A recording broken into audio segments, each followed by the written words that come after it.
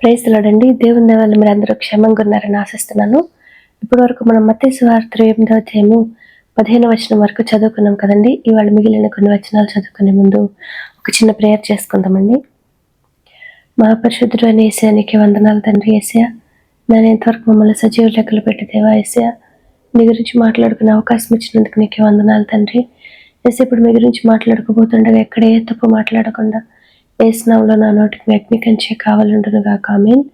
యేసు నామములో మా అందరికీ నీ వాక్యాన్ని అర్థం చేసుకునే కృప కలుగును గాక. ఆమేన్. యేసు నామములో అడుగుచున్నాం తండ్రి. ఆమేన్. ఇప్పటి వరకు మనం తెలుసుకున్నాం కదండి, యేసయ్య మృతులలో నుండి సజీవంగా తిరిగి లేచారనే సంగతిని, ఆ సమాధి దగ్గర జరిగిన సంఘటనలన్నింటినీ కూడా ఆ స్త్రీలు మాత్రమే కాదు కానీ అక్కడ ఉన్న సైనికులు కూడా చూశారు కదండి. విన్న సువార్తని విన్నట్టుగానే స్త్రీలు ఇంకా సైనికులు ఇద్దరు కూడా ఇతరులతో షేర్ చేశారు కదండి. షేర్ చేసినప్పుడు ఆ సువార్తని శిష్యులు స్వీకరించారు కానీ ప్రధాన యాజకులు పరిసయ్యులు స్వీకరించలేదు కదండి. తాము విన్న సువార్తని వారు వక్రీకరించడానికే ప్రయత్నించారు కదండి. కానీ తాము విన్న సువార్తని ఎంతో సంతోషంగా స్వీకరించిన శిష్యులు ఏం చేస్తున్నారో మనం చూద్దామండి. మత్తయి సువార్త 28వ అధ్యాయము 16వ వచనము. 11 మంది శిష్యులు యేసు తమకు నిర్ణయించిన గలిలయలోని కొండకు వెళ్ళిరి. వారు ఆయనను చూచి ఆయనకు మ్రొక్కిరి, కానీ కొందరు సందేహించిరి. ఈ రోజుల్లో మనలో కొందరి పరిస్థితి కూడా ఇదే విధంగా ఉంది కదండి. మనకి సువార్త తెలుసు, యేసే ఎవరో తెలుసు, యేసే చేసిన గొప్ప కార్యాలని అనుభవించినప్పటికీ కూడా మనం కూడా కొన్ని సమయాల్లో యేసేని సందేహిస్తూ ఉంటాం కదండి. అన్యులు తాము మొరుకుతున్నది ఒక రాయి అని తెలియక వారు ఆ రాయికి ఎంతో శ్రద్ధతో భక్తితో పూజలు చేస్తూ ఉంటారు కదండి. కానీ మనం సేవిస్తుంది నిజమైన దేవుడని మనకు తెలిసినప్పటికీ కూడా మనం ఎంతో నిర్లక్ష్యంతో ప్రవర్తిస్తూ ఉంటాం కదండి. ఆ విగ్రహాలను ఉంచిన ఆలయాలని మనం గమనిస్తే ఆ ఆలయాల నుంచి మనకి నిరంతరము ఆ విగ్రహాలని స్తుతిస్తున్న స్తుతులు మాత్రమే మనకి ఎక్కువగా వినపడుతూ ఉంటాయి కదండి. సాతాను కూడా తనకి మ్రొక్కితే, తనని స్తుతిస్తే ఈ లోకంలో ఏం కావాలన్నా కూడా అన్నిటిని కూడా ఇచ్చే అధికారము సాతానికి ఉంది కదండి. అదేవిధంగా సాతాను వారిని బ్లెస్ చేస్తూ ఉంటాడు కదండి. కానీ మనం మాత్రము నిజమైన దేవుని స్తుతించడానికి ఇది సమయము, ఇది అసమయము అని మనల్ని మనమే కన్ఫ్యూజ్ చేసుకుంటున్నాం కదండి. మన నోటిలో ఆయన వాక్కుని ఉంచానని యేసయ్య మనకి చెప్తున్నారు కదండి.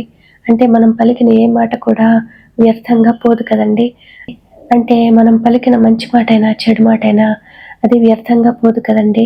అందుకని ఇది సమయము, ఇది అసమయము అని ఆలోచించకుండా దేవుని మనము వీలైనంత ఎక్కువ సార్లు స్తుతించాలి కదండి. మనం మనస్ఫూర్తిగా మన హృదయంలో నుంచి రాకుండా హల్లెలూయా అని అనకూడదు అని మనం అనుకుంటే అది ఎంతో పొరపాటు కదండి.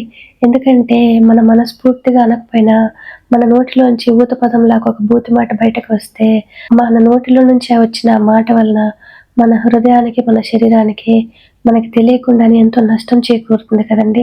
కాబట్టి లోకపరమైన ఊత పదాలకు అలవాటు పడకుండా ఉండాలంటే మనం చిన్నపిల్లలకి చిన్నప్పటి నుంచే దేవుని యొక్క స్తుతులని వారికి ఊత పదాలుగా అలవాటు చేయాల్సిన అవసరత ఎంతో ఉంది కదండి. వారు ఇప్పుడు ఊత పదాలుగా వాటిని ఉపయోగించినప్పటికీ కూడా ఒకానొక సమయంలో ఆ మాటలే వారి యొక్క జీవితాన్ని కడతాయి కదండి. నెక్స్ట్ ఏం జరిగిందో మనం చూద్దాము. 18వ వచనము. అయితే యేసు వారి యొద్దకు వచ్చి, పరలోకమందును భూమి మీదను నాకు సర్వాధికారము ఇయ్యబడి ఉన్నది. కాబట్టి మీరు వెళ్ళి సమస్త జనులను శిష్యులనుగా చేయుడి.